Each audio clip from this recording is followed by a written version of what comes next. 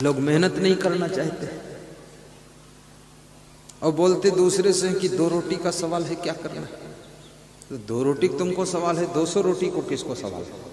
अगर यही बात मुकेश अंबानी सोचते, टाटा बिड़ला सोचते, यही बात महिंद्रा कंपनी वाला सोचता, आनंद महिंद्रा, तो 2 रोटी के लिए फिर थोड़ी कंपनी खोलता, उसको 2 रोटी मिल जाती।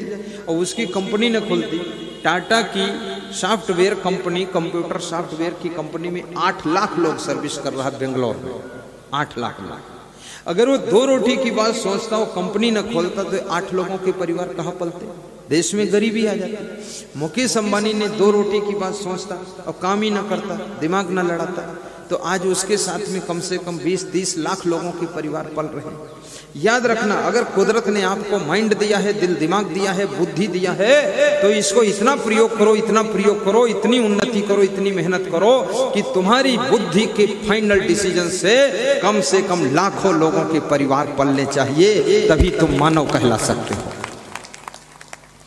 साधु बनो तो साधु में भी कस के मेहनत करो, इसमें भी मेहनत की जरूरत। जिस आश्रम में रहो उसको चमकाओ, या जिस मंडली में हो उसको आगे बढ़ाओ।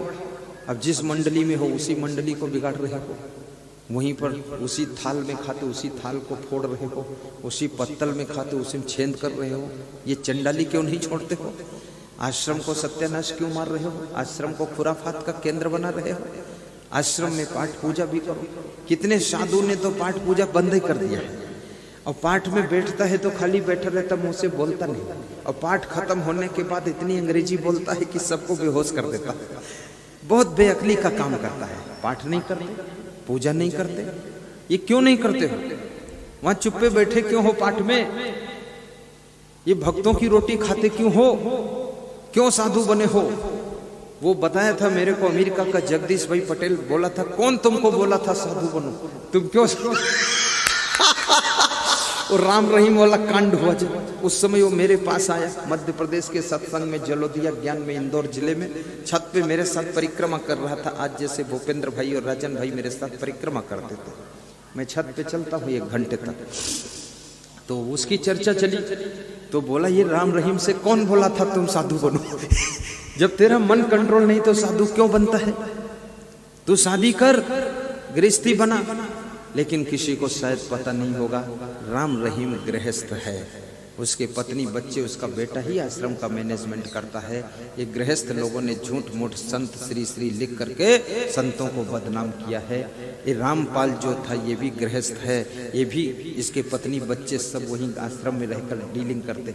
भगत भी अंधा है, विवेक नहीं है। देखना भी चाहिए, पता भी लगाना चाहिए, खोज करना चाहिए कि जिसको गुरु बनाने जा रहे हो ये है कौन? ये सड़ा गला माल क्यों खरीद रहे हो? अच्छा गुरु हो, सच्चा गुरु हो, ब्रह्मचारी गुरु हो, वैराग्यवान गुरु हो, साधु गुरु हो, और ये कैसा तुमसे ज्यादा गिरा गुजरा वो भोगी भ्रष्ट गुरु बना बना के बैठे हो।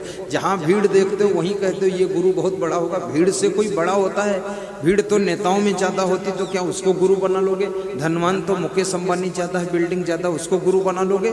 धन को गुरु बनाना कि भीड़ को गुरु बनाना है?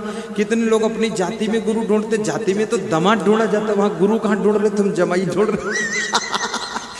ये जमाई ढूंढने निकले कि गुरु ढूंढने निकले? जाति पाति का कचड़ा खोद खोद के बैठे वहां। अरे गुरु तो ज्ञान से गुरु होता, कोई जाति से गुरु होता है?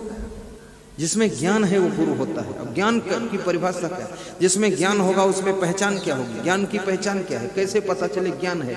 ज्ञान की बात तो सभी करते हैं, बहुत ज्ञान की बात करते हैं, जिसको देखो वही ज्ञान की बात कर रहा।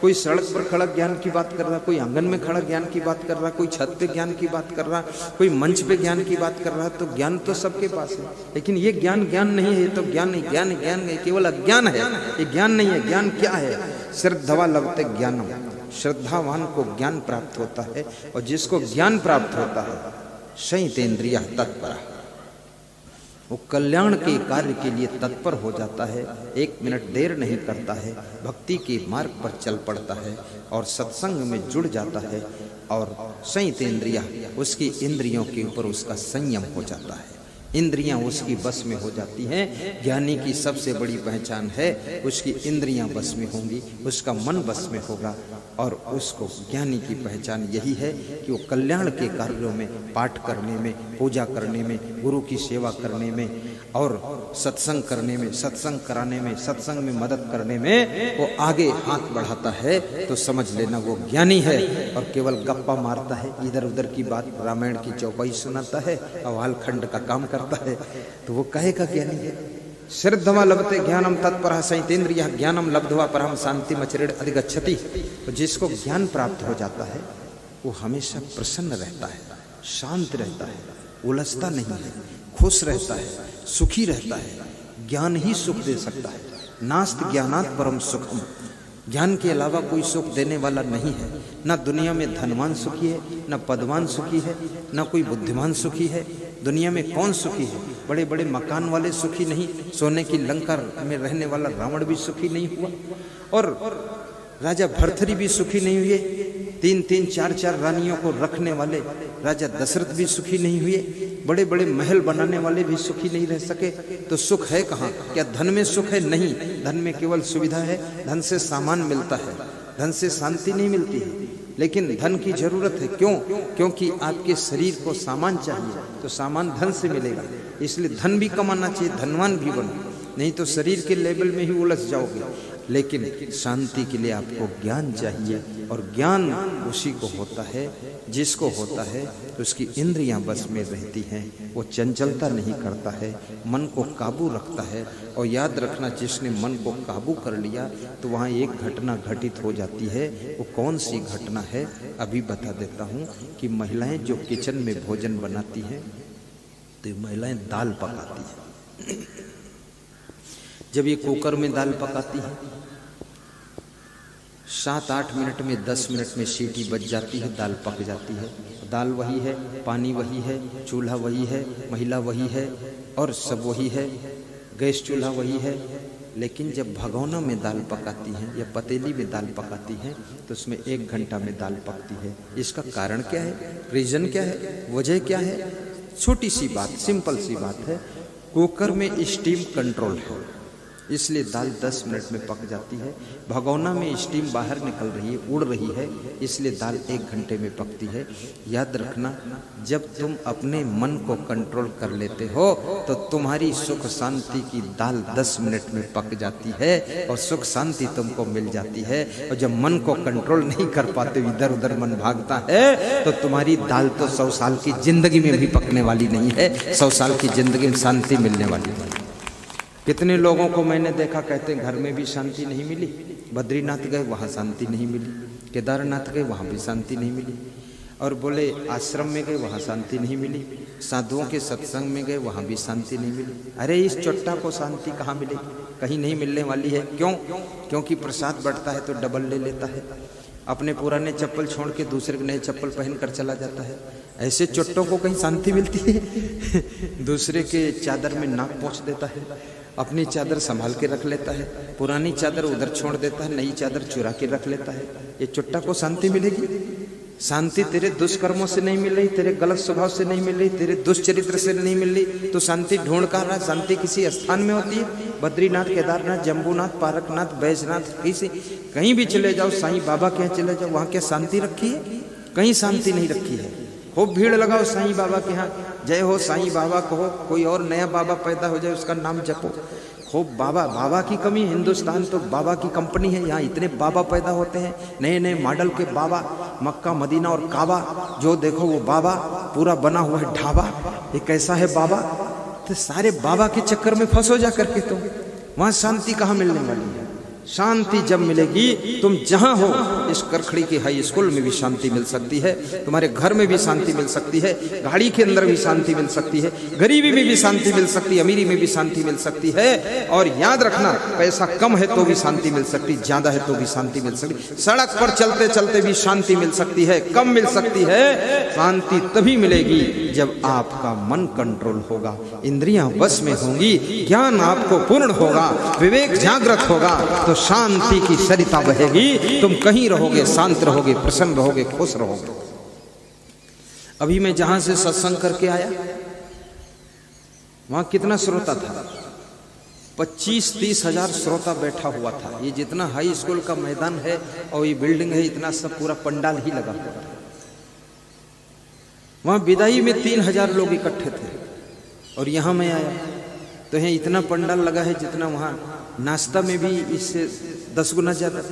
लेकिन हमको पंडाल से क्या लेना देना, भीड़ से क्या लेना देना, हमको तो लेना देना है आपके प्रेम से। तुम खुश हो तो हम खुश हैं। 20,000 आए लोग, चाहे 20 लोग आए। आज उम्मेद भाई का फोन गया, बोले 15 मिनट लेट आना। बिनू भाई ने कहा 15 मिनट लेट। मैंने कहा क्यों लेट जाऊं, तुरंत चलूंगा, मैं रेडी था। हमने कहा बात कराओ, क्यों लेट कर रहे हैं। तो बात हुई तो बोले कि अभी यहाँ कोई आया नहीं है।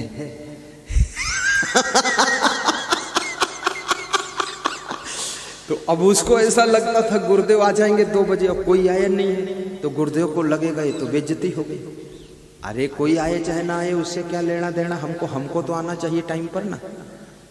तो फिर मैं उसका पावरफुल आदमी उम्मेद भाई बात मान गया, 15 मिनट रुक गया, देर में आया नहीं। मैं तो कभी कभी ऐसे गोंडा में सत्संग था, मैं राइट टाइम पहुंचा, 3 मिनट बिफोर। कोई नहीं था पंडाल, केवल हम थे, हमारे साधु थे। आनंद करो। और हमारा साधु बहुत खुश था। वो साधु बहुत खुश था, मन संचालक, बहुत टाइट आदमी है, निरीक्षक इंस्पेक्टर है हमारी जमात का। वो खुश हो गए, मुस्कुरा दिया। 3-4 मिनट बिफोर आए, कोई नहीं था। और ज्यों ही मंच पर मैं बैठा 500 लोग आ गए। आंख बंद करके मंत्र बोला, 5000 लोग आ गए। प्रवचन प्रारंभ किया, 10,000 लोग बैठ गए। तो हमने कहा जय बजरंगबली, हमको तो आना चाहिए टाइम पर। लेकिन क्या है, हम नहीं देखते हैं कि पंडाल कितना बड़ा है, हम ये भी नहीं देखते हैं कि भीड़ कितनी बड़ी है। हम ये देखते हैं कि प्रेमी अगर 10 आए हैं तो ये 10 प्रेमी भक्त भी 10,000 के बराबर है, और ये 5 प्रेमी भी 5 लाख के बराबर है। प्रेम चाहिए और क्या लफड़ा फालतू। अब कितने लोग ऐसा भी साधु है जहाँ पर भीड़ होगी वहाँ अच्छा प्रवचन देगा, जहाँ भीड़ कम है वहाँ इधर उधर करके घुमा के ज्यों त्यों करके निकल जाएगा। बोलेगा यहाँ तो कोई आया ही नहीं है। अरे कोई नहीं आया, ये कौन आया, ये सब बैठे हैं ना, ये कोई कम है, ये तो बहुत है, इनमें दम है। अभी ये सुनेंगे, ये 10 को और बताएंगे तो अगली बार आएंगे तो और दुगने लोग आ जाएंगे। और कोई नहीं भी आएगा, कम भी आएंगे, तो इससे फर्क क्या पड़ रहा है, इसमें मेरे को क्या प्रॉब्लम है, कौन परेशानी। मैं तो खुश होकर ही सत्संग करूंगा भाई, इसमें गलती किसकी है। 60-70 गांवों में प्रचार हुआ है, पोस्टर चिपकाए हैं, सब सूचना हो गई है, लोग नहीं आ पाए हैं। तो क्यों नहीं आ पाए, उसके कारण है। कोई के घर पत्नी बीमार है, कोई के शादी है, कोई के यहाँ तो खुद ही टांग तोड़े पड़ा हुआ है, और किसी के घर में तो मकान गिर गया है, और किसी के घर में तो बहुत झगड़ा हुआ है, इधर उधर भाग गए हैं लोग। कई कारण हैं, हम क्यों टेंशन लें उनकी फालतू। और कोई किसी पंथ में जकड़ा हुआ है, बोलता है मैं तो इस पंथ का हूँ, मैं दूसरे पंथ के साधु का मुंह नहीं देखता हूँ। अरे बेवकूफ कहीं के, ये गाय भैंस का मुंह क्यों देखता है, ये तेरे पंथ की है। भैंस का मुंह देखता, कुत्ते का मुंह देखता है, और तू साधु का मुंह नहीं देखता है। मत देख, तू सांप का मुंह देखेगा जाकर। तो फालतू काम करता है, दिमाग नहीं है। उसका गुरु भी ऐसे ढोंगी है, उसको पढ़ा करके उसके दिमाग को बिगाड़ रखा है कि तू मेरे में ही आना, दूसरे में मत जाना। क्योंकि उसके गुरु को डर है कि अगर दूसरे में जाएगा तो दूसरा मेरे से अच्छा मिल गया तो मेरे को छोड़ देगा, तो मैं अकेला रह जाऊंगा। इसलिए इसको जाने ही मत दो, बेवकूफ बनाकर इसी में रखो, तो तुमको जाने नहीं देगा कि दूसरे पंथ हम क्या जाने की जरूरत। अरे पंथ वंथ छोड़, पर तुम पकड़ कहाँ पाओगे, किसको रोक पाओगे। अब टीवी चैनल में प्रवचन आ गए, अब मोबाइल की यूट्यूब में आ गया, अब उसमें तो रोकने वाला ही नहीं मामला। एक साधु कह रहा था अब तो कंट्रोल बाहर हो गया, क्योंकि अब आपका प्रवचन यूट्यूब में सुन रहे हैं सब लोग। पहले तो मैं भक्तों को रोक देता था कि असंग साहिब का प्रवचन मत सुनना, वहां मत जाना। अब उसके हाथ में मोबाइल, वो सुन रहा, उसकी पत्नी सुन रही, बेटा सुन रहा, अब तो कंट्रोल टूट गया। हमने कहा इससे फायदा है, वो सुन रहे, तुम भी सुनो, तुम गुरु हो लेकिन सुनो, तुम्हारा भी सुधार हो जाए। तुम्हारे अंदर अभी राग द्वेष निंदा बुराई कचरा लफड़ा सब भरा है, तुम किस मॉडल के गुरु हो। तो कितने लोग पंथवाद फैला रखे हैं, और कितने लोग तो संप्रदाय में फंसे हुए हैं कि मेरा ये संप्रदाय है, दूसरे संप्रदाय में तो जाना ही नहीं। कमाल है, ये सड़क पर क्यों जाते हैं, क्या तेरे संप्रदाय की सड़क है? इस पर क्यों चलते हो? एरोप्लेन में क्यों बैठते हो, ये तेरे संप्रदाय का है? अरे ट्रेन में क्यों बैठते हो, ये तेरे पंथ की ट्रेन है? फालतू बात मत कर। ये साइकिल पर क्यों घूमता है, ये तेरी साइकिल, तेरा गुरु बनाया। बहुत फंसा हुआ है, कोई जवाब नहीं दे पाएगा। तर्क कर दो तो नाराज हो जाएगा। अरे ये मत फंसाओ भक्तों को, ज्ञान की बात सुनने दो, इनको सुधरने दो, इनके घर में शांति आने दो, इनके विचार बदलने दो। ये कोई मत पंथ को पार्टी मत बनाइए और कोई भी संप्रदाय को आप अपना ग्रुप मत बनाइए। भक्तों को सत्संग के लिए जहां उनको अच्छा लगे वहां से सुधार करने दो, अपना कल्याण करने दो। इधर उधर फंसाने की क्या जरूरत है। तो बहुत से लोग इस कारण भी नहीं आ पाए, और बहुत से लोग इस कारण भी नहीं आए कि आना ही नहीं चाहते थे इसलिए नहीं आ पाए। बहुत से लोग दारू पीता है तो शर्म के कारण नहीं आ पाया है। और बहुत सा आदमी ऐसा है ना, सत्संग को जानता ही नहीं होता क्या है। वो पहली बार देखता सुखद सत्संग, अगर उसमें लिख देते ना भागवत कथा तो फिर दौड़ कर आ जाते। बोले भागवत से तो भाग्योदय ही हो जाएगा, चलो भागवत में। भागवत सुनने से राजा परीक्षित तर गया तो अपन क्या बचेंगे, अपन भी तर जाएंगे। सुन लो तो 9 दिन बैठे मुंडी हिलाते भागवत सुनते रहेंगे। अब मैंने लिख दिया सुखद सत्संग, एक नया आइटम डाल दिया सुखद सत्संग। अब इधर गुजरात में लोगों को पता नहीं है भाई सुखद सत्संग क्या होता है। तो ये भागवत वाले लोग, ये राम कथा वाले लोग, ये तो फंसने वाले नहीं। लेकिन बड़ा जालिया बनो तो ऐसा लिख दो कि राम कथा, भागवत कथा और बीजक कथा और सभी कथाओं का निचोड़ कथा। ऐसा कथाकार आया है, सब कथाओं का निचोड़ दे देता है तो सारे लोग इकट्ठे हो जाए। पर वो लिख दूं तो कबीरपंथी तलवार लेकर निकल पड़ेगा कि तुम ये लफड़ा क्यों लिखते हो, ये तुम एक बात लिखो तो उधर वो भी खतरा हो जाएगा। तो सारे खतरों के बीच में बच के रहना है। और जो आए हैं वो बहुत है, मैं खुश हूँ, मैं संतुष्ट हूँ, सब लोग खुश रहना। इतनी संख्या बहुत है, कम नहीं है। इतने लोगों का परिवर्तन हो जाए और इतने लोगों को शांति मिल जाए, ये बहुत बड़ी उपलब्धि है। याद रखना भाइयों बहनों, एक चिराग अगर तुम्हारे घर में जल जाए तो सभी बुझे हुए चिराग उससे टच करके जलाए जा सकते हैं। अगर इतने ये जो 1000 लोग आए हैं इनकी चेतना जागृत हो जाए माया मोह की नींद से, तो ये माया मोह की नींद में सोई हुई जगत को जगाने में पूरी मदद कर सकेंगे और सभी बुझे हुए चिराग को जलाने में इनकी बहुत बड़ी मदद रहेगी। इसलिए कभी ये सोचना ही नहीं, शाही नहीं, सीधे बैठो। अब थोड़ा भजन भी गाओ, भजन बोल देता है बाबा, बोलो तुम भी थक जाओगे कुछ। सुखी करता बन के दुख हरता बन के चले आना प्रभु जी चले आना। सुख हरता बन के दुख हरता बन के चले आना प्रभु जी चले आना। सुख करता बन के दुख हरता बन सब गाइए चले आना। नींद लगे तो सोइए, चले आना। मजबूत कुर्सी पे बैठ के सोइए, कुर्सी भी टूटेगी। के दुख हरता बन के चले आना प्रभु जी चले आना। तुम्हें कबीर रूप में आना, तुम कबीर रूप में आना। ज्ञान साथ लेके ध्यान साथ लेके चले आना। बहुत सुंदर, जोर से। प्रभु जी चले आना। ध्यान साथ लेके ध्यान साथ लेके चले आना प्रभु जी चले आना। सुख करता बन के दुख हरता बन के चले आना प्रभु जी चले आना। दोहराओ उसी को। जल पीने दो, बन के बंद मत करो। हरता बन के चले आना प्रभु जी चले आना। तुम कबीर रूप में आना। बहुत सुंदर। तुम कबीर रूप में आना।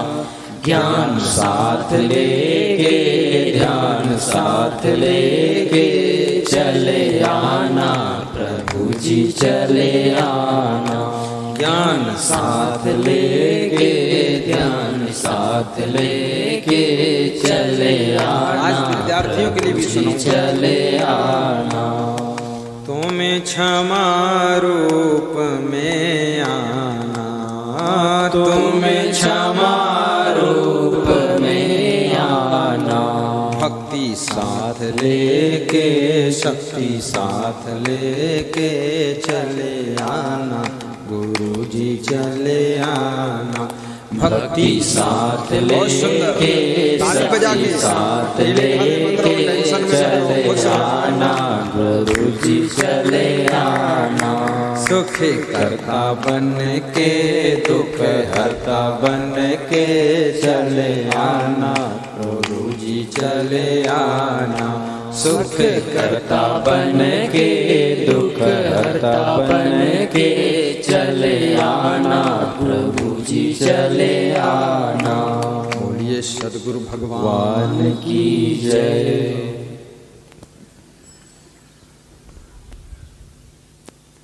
साहिब बंद आइए, अपने प्रसंग पर हम पहुंच रहे हैं। महात्मा विदुर धृतराष्ट्र को समझा रहे हैं, उनके घरों में सुख निवास करता है जिनके घर में 6 बातें होती हैं। जो लोग चाहते हैं कि हमारे आश्रम में सुख रहे, हमारे घर में सुख रहे, उनको 6 काम करना चाहिए। नंबर 1, अर्थागमो नित्यम। जिस घर में डेली इनकम सोर्स है, अर्थात नित्य आमदनी होती है, नित्य आवक होती है, उस घर में सुख का शुभारंभ होता है। इसलिए कृपया ऐसी योग्यता हासिल कीजिए, ऐसा कार्य कीजिए, ऐसा सिस्टम सेटअप कीजिए, ऐसा डिसीजन लीजिए, ऐसा एक्शन कीजिए जो कि आपके घर में, आपके आश्रम में डेली इनकम सोर्स होना चाहिए। क्योंकि दैनिक खर्चे तो डेली होते ही हैं, पर डेली अगर इनकम नहीं है तो आपका बैलेंस बिगड़ सकता है, आय व्यय का। अर्थागमो नित्यम। नंबर 2, जिस घर में अरोगिताचार, जिस घर में आरोग्य नर नारी रहते हैं, जिस आश्रम में निरोगी साधु रहते हैं, जिस घर में बहुत रोगी साधु रहेगा, जो भी पैसा होगा सब बीमारी में खर्च होगा, जो भी पैसा होगा घर में वो सब रोग व्याधि में चला जाएगा। इसलिए ऐसा कुछ व्यायाम कीजिए, ऐसा भोजन कीजिए जो आपके शरीर को सूट करता है, मैच करता है। क्योंकि हर गाड़ी पेट्रोल से नहीं चलती है, हर गाड़ी डीजल से नहीं चलती है। एरोप्लेन किस चीज से उड़ता है? आपकी कार पेट्रोल कार है कि डीजल कार है? सोचिए, आपका शरीर इसको क्या सूट करता है। कभी कभी आप बेडमी खा लोगे, बीमार हो जाओगे, लेकिन गाजर का हलवा खा लोगे तो आपका स्वास्थ्य अच्छा रहेगा। कभी कभी आप फल खाओगे तो बीमार हो जाओगे। ये मत सोचना कि फल बहुत स्वास्थ्य पैदा करता है, नहीं नहीं। शाम को फल खा लोगे तो आपके बुखार आ जाएगा, शाम को मूली खा लोगे सर्दी जुकाम फीवर आ जाएगा, ताव आ जाएगा। कब खाना है इसका भी विवेक कीजिए। ये चीज़ें सुबह खाई जाती है, मात्रा में थोड़ी थोड़ी खाई जाती है। बहुत ज़्यादा खाओगे तो फल ठंडा होता है, वो तुम्हारे शरीर के जो अंदर पेट में जठराग्नि है उसको बुझा देगा, ठंडा कर देगा। थोड़ा सा चना जवा लीजिए, आपके शरीर को क्या चीज़ सूट करती है उसको आपको पता लगाना पड़ेगा। आपके शरीर को किन किन चीज़ों से एलर्जी है। कई लोगों को धूल से एलर्जी है, कई लोगों को धूप से एलर्जी है, कई लोगों को टमाटर से एलर्जी है, कई लोगों को दूध घी से एलर्जी है। जिस चीज़ से एलर्जी है इसकी जांच कराइए, वो चीज़ मत खाइए। और जो चीज़ों से एलर्जी नहीं उनको भी थोड़ा थोड़ा खाइए। ज़्यादा खाओगे तो उससे भी एलर्जी हो जाएगी। और हंसिए भी ताकि स्वस्थ रहिए। चिंता मत कीजिए, टेंशन मत कीजिए, गुस्सा मत कीजिए। गुस्सा करने से भी बहुत बीमारियां आती हैं। कितने लोग सुबह से लेकर शाम तक क्रोध में दांत पीसते रहते हैं, गुस्सा ही रहते हैं। उनका चेहरा देखो तो ऐसा लगता है, डर लगता है उनको देखकर, बड़ी घबराहट होती है कि बहुत खतरनाक है, ना जाने कब एटम बम फोड़ दे। तो ऐसा चेहरा मत बनाइए, इससे भी बीमारियां आती हैं। लालच करने से भी बीमारी बहुत आती है, अहंकार करने से भी बीमारी, ईर्ष्या करने से उम्र कम हो जाती है, अधिक खाने से बीमारी बहुत आती है। तो जिसके घर में स्वस्थ लोग रहते हैं, स्वस्थ रहो, स्वास्थ्य का ध्यान दो, और उस घर में भी सुख निवास करता है। ज्यादा रोगियों के घर में सुख नहीं रहेगा। एक रोगी है तो 4 लोग उसको लिए घूम रहे हैं, कहीं अहमदाबाद दिखा रहे हैं, कहीं बॉम्बे लिए जा रहे हैं, फालतू काम करता है। पानी नहीं पीते हैं, पानी नहीं पियोगे किडनी में स्टोन बन जाएगा, लीवर में स्टोन बनेगा। जल ज़्यादा पीजिए, यूरिन ज़्यादा चाहिए, पेट की सफाई हो, पाइपलाइन सब साफ रहे, जल ज़्यादा पियो, दूध भी कम पियो, और गहरी नींद सोते नहीं हैं लोग। ना जाने हिंदुस्तान पूरा अपने सिर पे लाद के बैठे, सोते क्यों नहीं हो? सोते समय भी सोचते हैं लोग, आंखें सब फूल गई, नीचे हवा भर गई, खाल झूल गई, फिर भी सोते नहीं। क्या सोचते हो? और नींद क्यों नहीं आती? नींद किस कारण से नहीं आती? गहरी नींद क्यों नहीं आती? जो काम नहीं करता है, जिसका शरीर थकता नहीं है, जो व्यायाम नहीं करता है, जिसका शरीर थकान नहीं लाता है, उसको नींद अच्छी नहीं आती। आतंकवादी सो जाते हैं, पुलिस उनको दौड़ाती है, 10 किलोमीटर भागते हैं, थक जाते, खूब नींद आती। तुम तो आतंकवादी भी नहीं हो, तुम तो घर ही में रहते हो, फिर भी डबल बेड पर सिंगल नींद नहीं आ रही। आखिर बात क्या है? कम मेहनत करने वाले को कम नींद आती है, अधिक मेहनत करने वाले को गहरी नींद आती है, ताबड़तोड़ मेहनत करने वाले को बेहोशी की नींद आती है। थोड़ा निश्चिंत भी रहो, मन को भी समझाओ। इतना टेंशन क्यों करते हो? बेटा बेटी की टेंशन, उनके शादी की टेंशन, पत्नी की टेंशन, ससुराल वालों की टेंशन, मायके की टेंशन, गाय भैंस की टेंशन, गाड़ी घोड़े की टेंशन, टेंशन की टेंशन। ये इतनी टेंशन क्यों कर रहे हो? इस पढ़ने लिखने की टेंशन, परीक्षा में नंबर कम आए वो टेंशन, फेल होने की संभावना तो टेंशन, परीक्षा में नकल कर रहे थे पकड़े गए तो बहुत टेंशन। ये क्या कर रहे हो? टेंशन उसी को होती जो अपना काम सही नहीं करता है, जो कर्तव्य को सही नहीं निभाता, वो टेंशन का पात्र बनता है। आप कर्तव्यनिष्ठ बनिए, लापरवाही मत कीजिए, जिम्मेदारी से काम कीजिए। यदि तुम विद्यार्थी हो तो मन लगाकर पढ़ाई कीजिए, यदि तुम शिक्षक हो तो मन लगा करके विद्यार्थियों को पढ़ाइए, यदि तुम साधु हो तो मन लगा करके साधना कीजिए और आश्रम को अच्छा बना लीजिए, साफ सुथरा रखिए। यदि तुम साधु हो तो सेवा भी दौड़ दौड़ करके करो, बैठे क्यों हो? बैठोगे बीमार हो जाओगे। और यदि तुम गृहस्थ हो तो अपने घर को पूरा सेटिंग से रखिए, सर्विस कीजिए, बिजनेस कीजिए, खेती में काम कीजिए, खाली मत बैठिए। खाली मत बैठ, कुछ काम किया कर। तो किसी ने कहा काम कुछ नहीं है तो बोला कि पाजामा फाड़ कर फिर से सिया कर, और खाली मत बैठ, कुछ काम किया कर। ये तरुण सागर मुनि कहते थे जैन धर्म के। अब उनका देहांत हो गया है, मोक्ष गति को प्राप्त हो गए, लेकिन बड़े कड़वे प्रवचन देते थे, वो इस तरह से सुनाते रहते थे। लेकिन मैं नहीं कहता हूँ कि तुम साड़ी फाड़ कर फिर सिया कर या पाजामा फाड़ कर सिया कर। पाजामा फाड़ने की नहीं ज़रूरत है, बहुत काम है। पेड़ पौधे लगाइए, गमले लगाइए, थोड़ा घर में फूल उगाइए, और यदि हो सके तो एक गाय पाल लीजिए, एक भैंस पाल लीजिए, 10-20 लीटर दूध हो, 20 लीटर बेचिए, 2 लीटर खाने के लिए रखिए, थोड़ा आमदनी का स्रोत भी बढ़े। और भैंस की सेवा करोगे, गाय की सेवा करोगे, व्यायाम हो जाएगा। ये योगा पोगा करने की भी जरूरत नहीं है। ऐसे ये नाक सुन्न फुन्न करने क्या काम? गाय का पड़वा भागेगा, गाय का बछड़ा भागेगा, भैंस का पड़वा भागेगा, उसको रपटाओगे, थक जाओगे, हफ जाओगे, आपकी कपालभाति अपने आप चालू हो जाएगी। ऐसे यही कपालभाति है। अब वहाँ बैठे रहोगे, ना तुम्हारे गाय है, ना उसका बछड़ा है, ना भैंस है, ना पड़वा है, खुद ही बैठे रहो, पड़वा बनकर पड़े रहो। कितने घरों में सास ससुर ने सोचा था मेरे घर में लाड़ी आई है, और लाड़ी के बजाय वो भैंस की पाड़ी आई है, वो पड़ी रहती है, कुछ काम ही नहीं करती है। ऐसे मॉडल की लाड़ी है, पानी है। और किसी किसी स्त्री को तो पति ऐसा मिला है, वो सोचती थी पति देव मिले, पति देव के बजाय वो पाड़ा देव मिले। वो पड़ा रहता है, काम ही नहीं करता, बड़ा आलसी मक्कार पति है।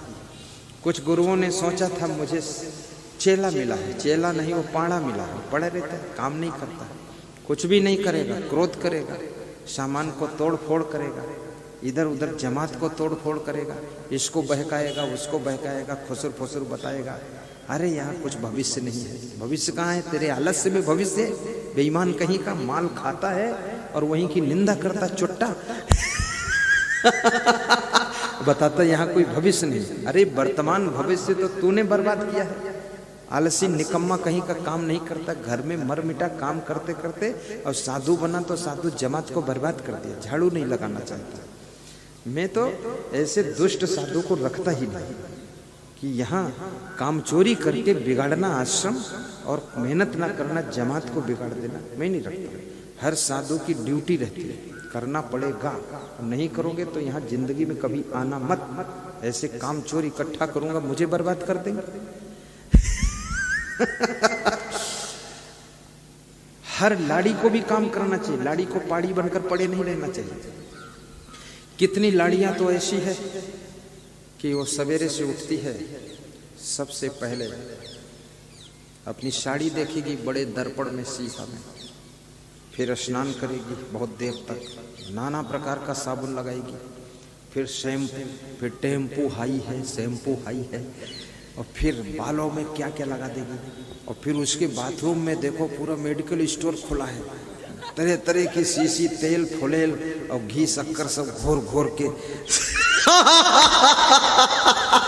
पूरा लगा के बैठेगी। और उसके बाद बाल ठीक करेगी, आधे बाल इधर गिराएगी, फिर उधर गिराएगी, बीच के बाल ऊपर फुलाएगी, फिर पीछे छोटा कूड़ा बांध देगी। अब सासू देख देख करके उसे गुस्सा आ रहा कि अपना ही सजती धजती रहेगी, कुछ काम भी करेगी। फिर होंठ में रंग, बालों में रंग, नाखून में रंग, पैरों में रंग, हाथों में रंग, रंग में रंग, पूरा परिवार तंग, काम करना नहीं। हाँ, इतना रंग लगाएगी और फिर ऐसा कपड़ा पहनेगी, उसको देखकर कोई काम बता भी नहीं सकता, वो काम कर भी नहीं सकता, क्योंकि वो काम करेगी तो उसका कपड़ा सब लथर पथर हो जाएगा। अरे लांग बांध ले, काम कर, फालतू नाटक मत कर। यहाँ हीरो हीरोइन की जरूरत नहीं है, यहाँ मेहनत कर, तेरा घर है ये नरक हो जाएगा।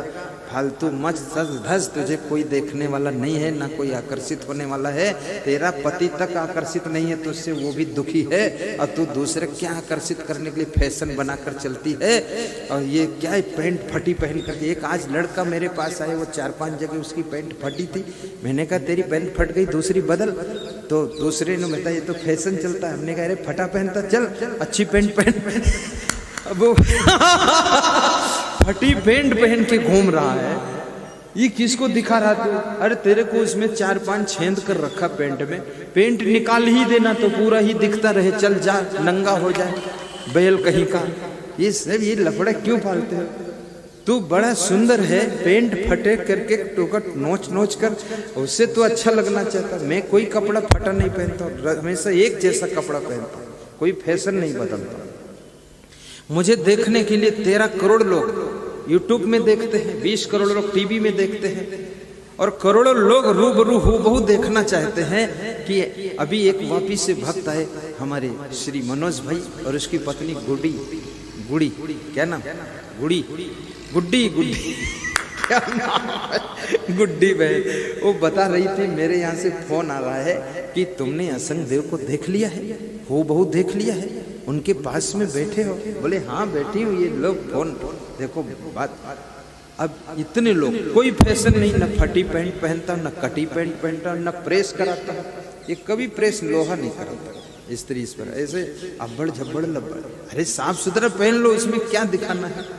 किसको देखने का वक्त है तुम्हारे हाथ पांव? किसको देखने का टाइम है तुम्हारा मुंह? अपना मुंह तो देखने टाइम नहीं है लोगों को, और तुम अपना मुंह बना के घूम रहे हो कि मेरा मुंह देख लो। तेरा मुंह कौन देखेगा? मुंह देखने की छुट्टी का लोगों को अपनी पत्नी का मुंह देखने की फुर्सत नहीं है, अपना मुंह देखने का टाइम नहीं है। अब तुम मुंह बना बना के 2-2 घंटे मुंह ठीक कर रहे हो, ये कौन तेरा मुंह देखेगा?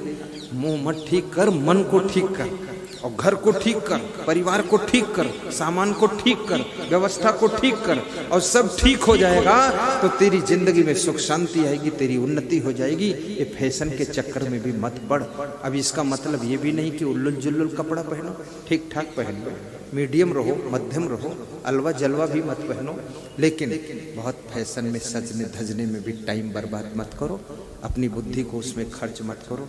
आप मुकेश अंबानी के कपड़े देखिए कैसा पहनता है, ऐसे डाल लेता है, कोई बात नहीं है। अभी हमारे यहाँ एक कमिश्नर आया था, ऐसे सामान्य पैंट शर्ट पहन कर आ गया। मैंने कहा कमिश्नर साहब थोड़ा ठीक ठाक पहनो कपड़े।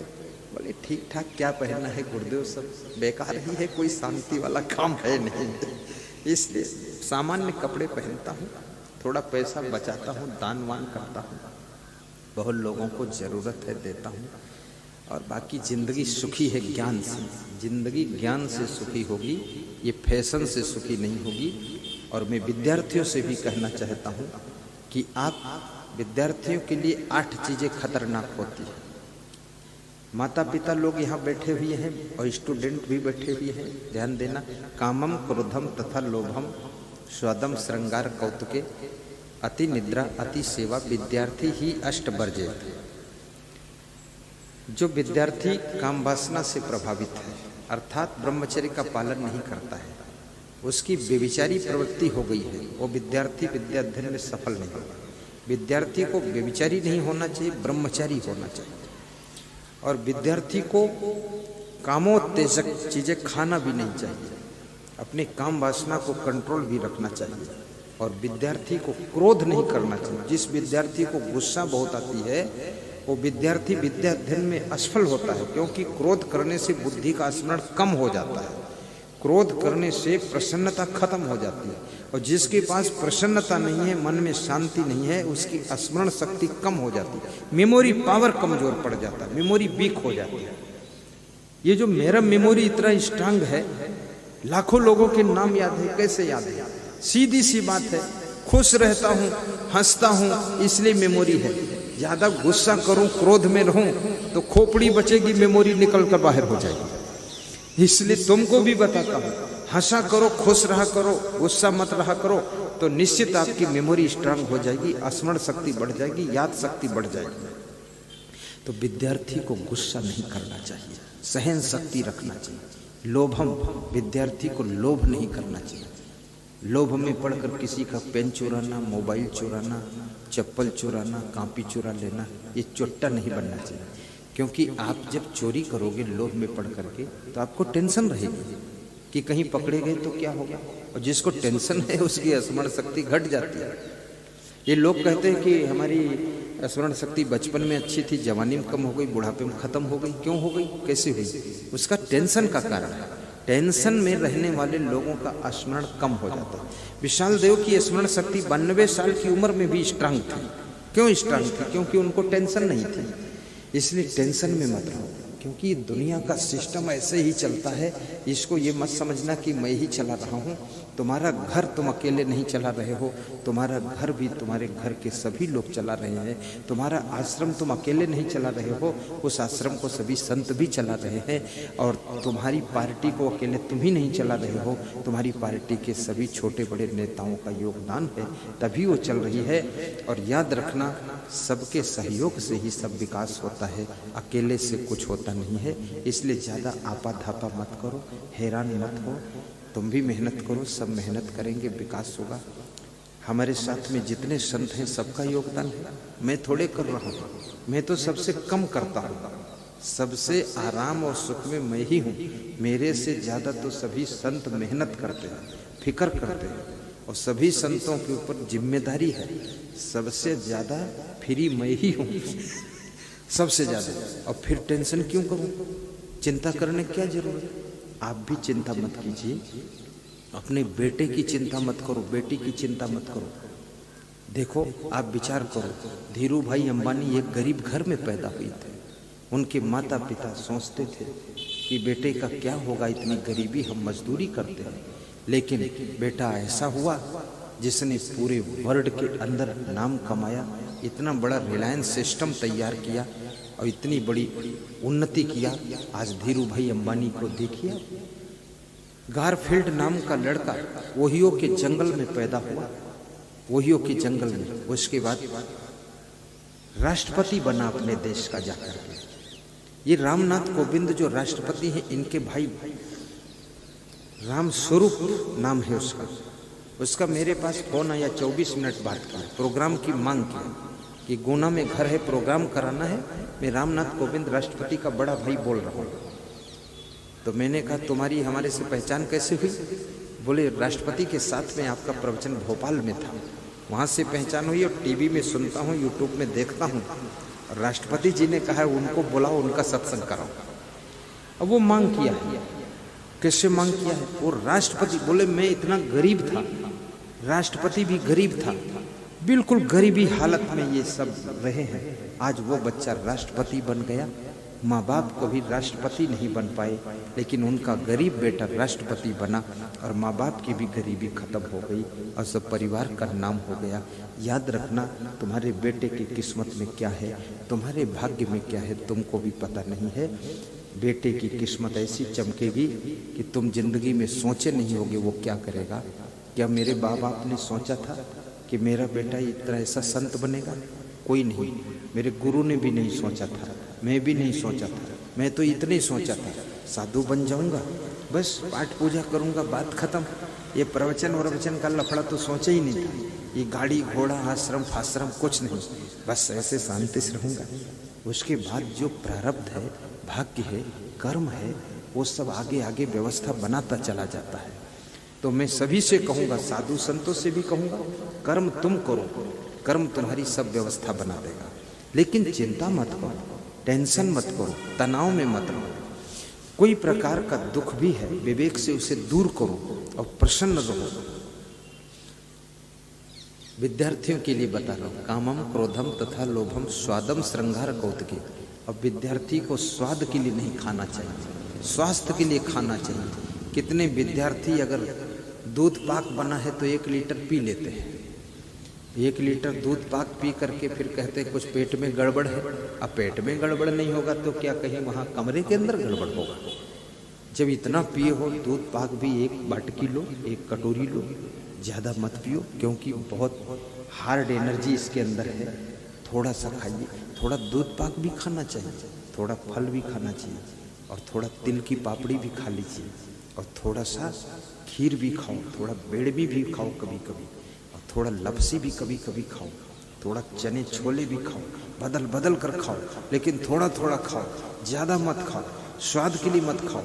जिसको खाने से स्वास्थ्य अच्छा रहता है वो चीज़ खाओ, लेकिन वो भी कम खाओ, बहुत मत खाओ।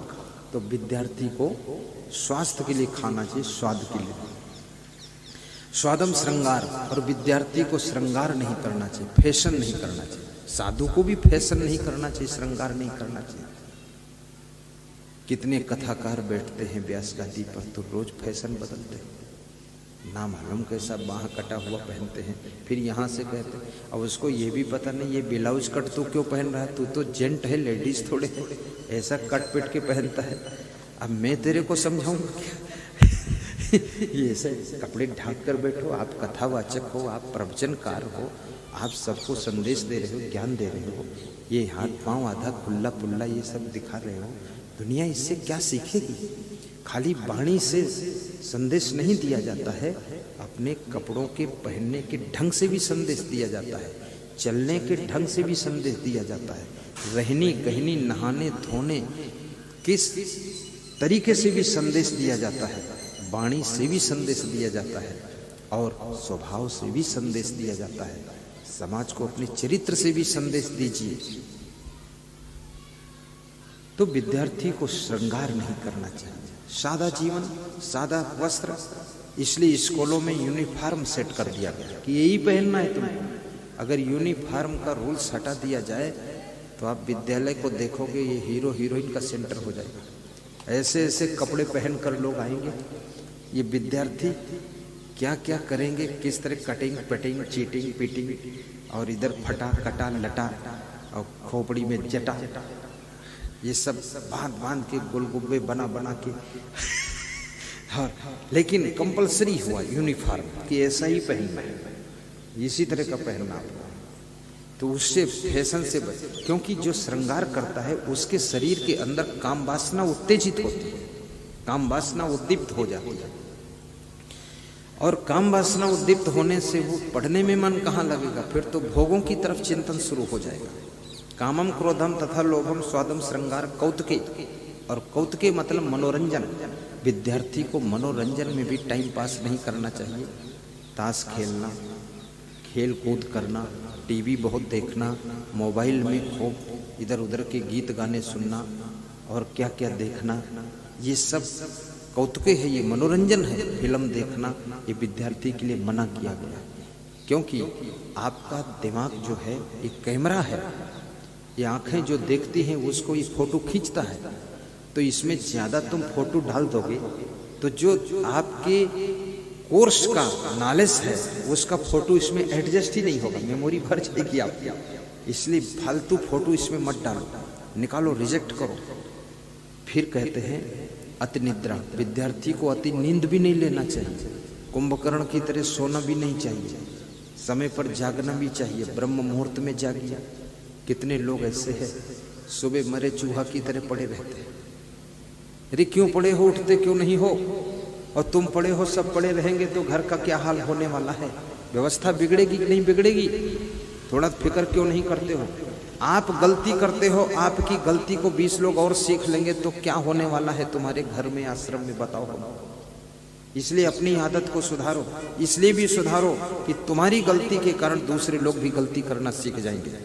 इसलिए भी अपने आप को बदलिए, चेंज कीजिए। तो विद्यार्थी को कुंभकर्ण की नींद नहीं सोना चाहिए। स्वान निद्रा तथैचा काक चेष्टा बको ध्यान, अल्पहारी गृहस्थ्यागी विद्यार्थी पंच लक्षण।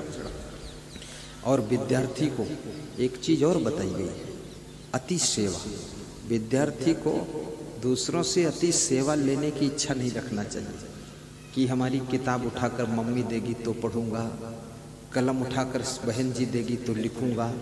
अपने हाथ उठा लीजिए, आलस्य मत कीजिए, अलर्ट रहिए और हंस करके पढ़िए। माँ के पैर छूइए और पिता के पैर छू करके तब स्कूल जाइए। स्कूल के शिक्षकों का सम्मान कीजिए, प्रिंसिपल का सम्मान कीजिए। धनवान का जो सम्मान करता है वो धनहीन नहीं रह सकता है, और विद्वान का सम्मान करने वाला विद्वान बनता है। और याद रखना, शिक्षक और शिक्षिकाओं का सम्मान करने वाला विद्यार्थी स्वयं एक दिन शिक्षक शिक्षिका बनेगा और स्वयं एक दिन बहुत बड़े अच्छे नंबर ला करके अफसर बनेगा। ये सम्मान और अपमान भी बहुत बड़ी चीज है। यदि आप संत का सम्मान करते हो ना, तो आपके अंदर साधुता के गुण विकसित होना शुरू हो जाएंगे। और संत का अपमान करते हो तो आपके अंदर जो है राक्षसी अवगुण पैदा होना शुरू हो जाएगा। सज्जनों का सम्मान की, माता पिता का सम्मान करते हो तो आप माता पिता से भी ज्यादा योग्य बनने की तैयारी कर रहे हो, उनका आशीर्वाद मिल रहा है। माता पिता का भी आदर कीजिए। घड़ी कह रही है सत्संग को विराम की ओर ले जाइए। आइए, ये 8 चीजें विद्यार्थियों के लिए वर्जित बताई गई है। विद्यार्थी ध्यान से बैठे, कोई उठना नहीं, भागना नहीं, सुनते रहिए, आपका ही इसमें विकास होगा। और आज श्रोताओं को बहुत सी बातें सुनाई गई हैं। आज मैं बता रहा था 6 बातें जिसके घर में प्रिया च भाव्या, जिस घर में प्रेम करने वाली स्त्रियां रहती हैं, प्रेमी स्वभाव की है, जिन स्त्रियों के अंदर प्रेम ही प्रेम भरा है, और वे स्त्रियां जिस घर में रहती हैं उस घर में सुख निवास करता है। और जिस घर में क्रोधी स्वभाव की स्त्रियां रहती हैं उस घर में सुख नष्ट हो जाता है। प्रिया च भार्या प्रियवादिनी च। और जिस घर में प्रेम से बोलने वाली स्त्रियां और प्रेम से बोलने वाले पुरुष रहते हैं उस घर में भी सुख का निवास होता है। प्रेम से जो लेडीज बोलती है, लेडीज की भाषा भी अलग अलग है। कितनी लेडीज भोजन बनाती है तो अपने पति से बोलती है, भोजन रेडी छे, खावा माटे आओ, गुजराती भाषा बोलती है। और फिर बोलती है अभी यूपी की लेडीज है तो ऐसे बोलती है, खाना है तो खा लो, भोजन बन चुका है, देर में आओगे तो मिलेगा नहीं। कमाल है, होटल में भी देर में जाओ तो मिल जाता है, ये अपना घर होटल से भी गाढ़ा हो गया, मिलेगा नहीं। ये भी देख लो, पति किसी काम में फंसा है, थोड़ा देर भी हो सकती है, इतना ज्यादा तुम क्यों नखरेबाजी कर रही हो।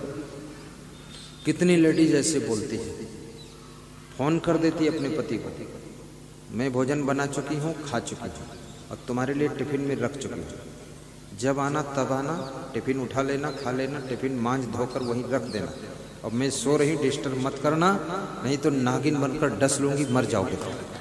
हाँ, अब ये पति को इंग्लिश सुना रही है, ये कोई पत्नी है? कुछ नहीं है, ये सुपर्णखा है। अरे तो एक पति के लिए उठकर भोजन नहीं परोस सकती है? इतनी आलसी बन गई, निकम्मी कहीं की, काहे के लिए बन करके आई है यहाँ घर में पत्नी? मत बन पत्नी, वहीं रह जहाँ रहती थी, ये फालतू नरक बनाना है। कैसे उन्नति होती है? मैं छत्तीसगढ़ में प्रवचन कर रहा था, कोरबा जिले में, दीपिका कॉलोनी में, तो एक कार आई, वो मेरी शुरुआत थी उस समय। तो कार से एक लेडीज और एक जेंट उतरा, प्रणाम करना चाहते थे, और मैं अपनी गाड़ी में बैठने जा रहा था, व्यास गादी पर जा रहा था, मेरे को देर हो रही थी। तो किसी ने कहा थोड़ा रुक जाइए, प्रणाम करेंगे। मैंने कहा अब वहीं आकर प्रणाम करें, व्यास गादी पर, यहाँ प्रणाम बंद। अरे बोले बहुत बड़े आदमी हैं। तो हमने कहा बड़े आदमी है तो वहाँ नहीं आ सकते? तो वो जो लेडीज थी उसने कहा 1 मिनट सुनो तो।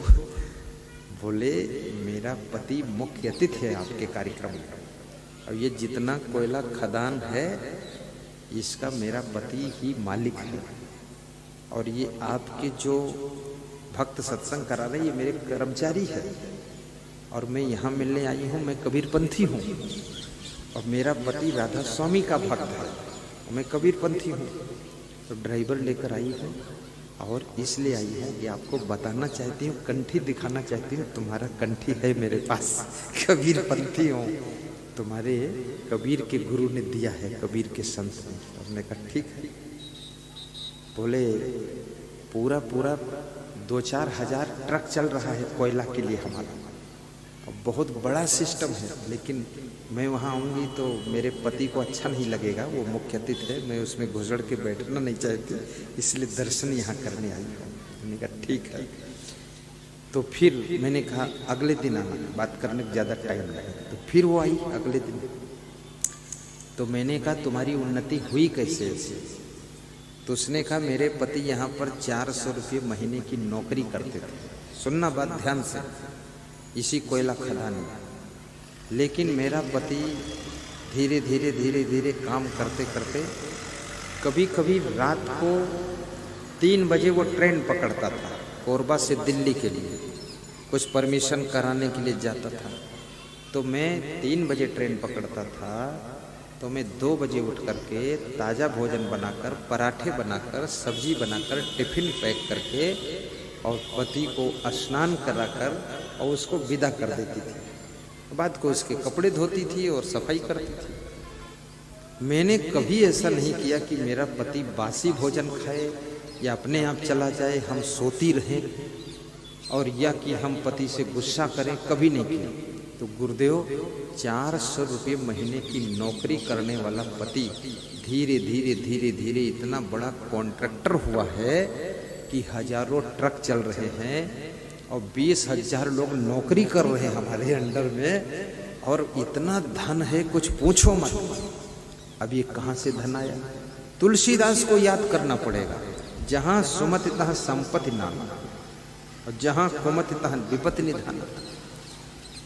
हर वाइफ को चाहिए कि अपने पति को रिसीव कर ले, जब आए तो रिसीव कीजिए, और इतना शब्द कहिए आइए पधारिए, आपका इंतजार है। उनके लिए थोड़ा जागिए, और करना क्या है जिंदगी में, थोड़ा नींद ज्यादा आएगी, दिन में 1 घंटे सो लेना, लेकिन इस कार्य को एडजस्ट कीजिए। और जिस स्त्री का पति खुश है और जिस पति की पत्नी खुश है, उसके घर में सुख शांति और संपत्ति की कमी नहीं रहती है। जहाँ आपस में तकरार है, आपस में दरार है, आपस में दीवार है, वहां पर याद रखना ना सुख रहेगा, ना शांति रहेगी, ना संपत्ति रहेगी, वहां दरिद्र आकर के डेरा डालेगा। इसलिए आपस में सुमत बनाइए। जहां सुमति तहां संपत्ति नाना। ओहो, जहां कुमति तहां विपत्ति निधाना। जहां सुमति तहां संपत्ति नाना। जहां कुमति तहां विपत्ति निधाना। बोलिए सद्गुरु भगवान की जय। जहां सुमति तहां संपत्ति। क्या बात है, ऐसे सुमति आपके घर में आई। जिन आश्रमों में साधु में सुमत है, वहां की उन्नति खूब होती है। मैं अपने आश्रम से कभी कभी सुबह जल्दी निकलता हूँ, लेकिन वहाँ नाश्ता ताज़ा रेडी कर देते हैं, भोजन रेडी कर देते हैं संत लोग। 3 बजे उठकर रेडी कर देते हैं। ये जो संत बैठे, ये कोई साधारण संत नहीं, ये बहुत ही श्रद्धावान संत है। ये संत है जो हाथ जोड़ संत, ये 2 बजे रात में भोजन की जरूरत हो, 1 घंटे में भोजन रेडी ताज़ा। वो संत है, वो तो कभी भी रेडी करना हो, भोजन खत्म हो गया वो बना के तैयार करके 4 को खिला के फिर से खा लेता है, कभी शिकायत नहीं। वो संत है, वो भी भोजन फर्स्ट क्लास। ये दोनों ड्राइव भी करते हैं गाड़ी। ये संत ये भी ड्राइव करते हैं। ये बिल्डिंग कंस्ट्रक्शन इंजीनियर है, ये साधारण नहीं है। 5 मंजिल 4 मंजिल का आश्रम बनाया है नेपाल बॉर्डर पर आपने। ये संत है, ये नया है भी, लेकिन हर काम करते से। वो संत है, राजस्थानी है, बहुत ईमानदार आदमी है और बहुत चुस्त दुरुस्त है, दौड़ के सेवा करता है। किसी के नाश्ता वास्ता खाता ही नहीं, बस केवल रोटी दाल चावल सब्जी खाता है, ऐसा है। वो संत है, वो भी सेवा में लगा रहता है अपना। रात में जरूरत हो आधी रात को उठ के खड़ा हो जाता है।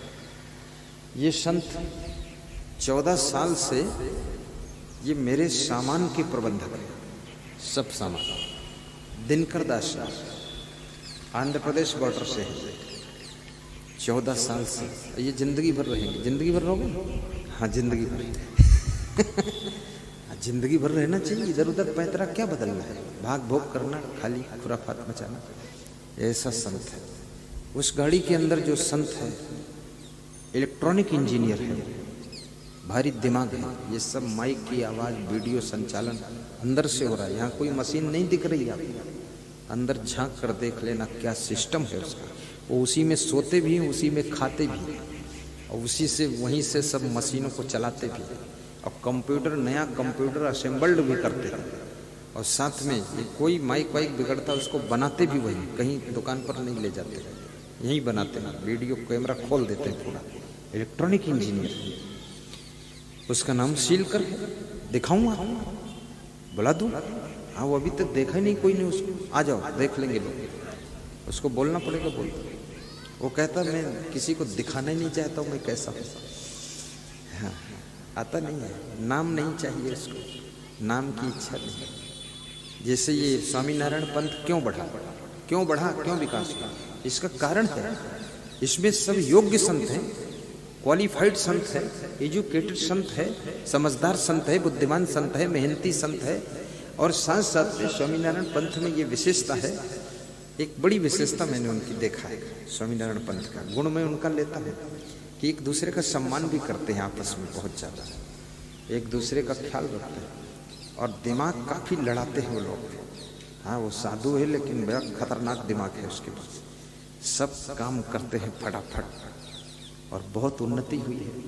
तो जो काम करेंगे, मेहनत करेंगे, उन्हीं की उन्नति होगी, बाकी उन्नत पुन्नत कुछ नहीं होगी। भी संत को बुलाया हूँ, आया नहीं आया? आजा आजा, आ रहा। देखो कितना बड़ा संत है, इलेक्ट्रॉनिक इंजीनियर, उसका नाम शीलकर दास।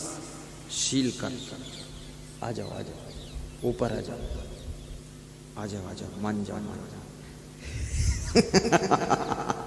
मनाना पड़ेगा ना। आ जाओ। देखो कितना अच्छा है, बहुत बढ़िया है ये संत। देखो ये संत बुजुर्ग संत, वो उड़ीसा बॉर्डर का संत। ये संत आरती कराना, आरती में दान को चाहे तो डिब्बे में डालना, सुबह भोजन बनाना, फिर खिलाना सबको, ये संत है। देखो ये इलेक्ट्रॉनिक इंजीनियर है।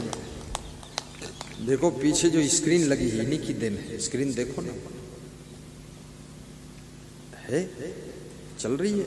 इसका फ्रेम भी इन्होंने बनाया।